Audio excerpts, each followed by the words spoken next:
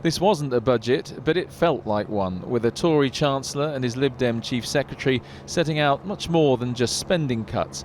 We hear a lot about Britain in the global race these days, and the Treasury team seems stuck in the slow lane today. But by the time he got to the Commons, George Osborne had his message that this government wouldn't duck the difficult choices. Finding savings on this scale has not been easy. These are difficult decisions that will affect people in our country.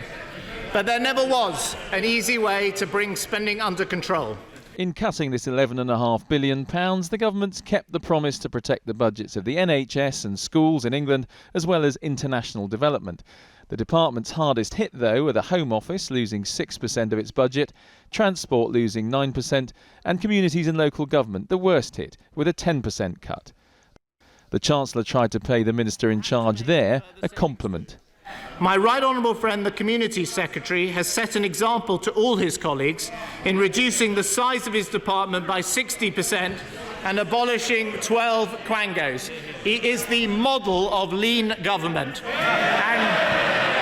But it's no laughing matter for the 144,000 civil servants now expected to lose their jobs.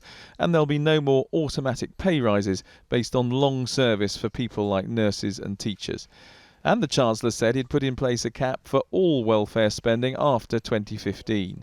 He also said he'd fund councils to freeze council tax for 2 years after that date, and pensioners living abroad who currently get the winter fuel payment will lose it if they live in hot countries. After the Woolwich murder, some extra money has been found for intelligence and counter-terrorism, and while defence has been cut, there's a promise not to lose any more frontline troops. At the end of it all, the Chancellor didn't seem like a man on the back foot. But with this statement, we make more progress towards an economy that prospers, a state we can afford, a deficit coming down, and a Britain on the rise. And I commend this economic plan to the country.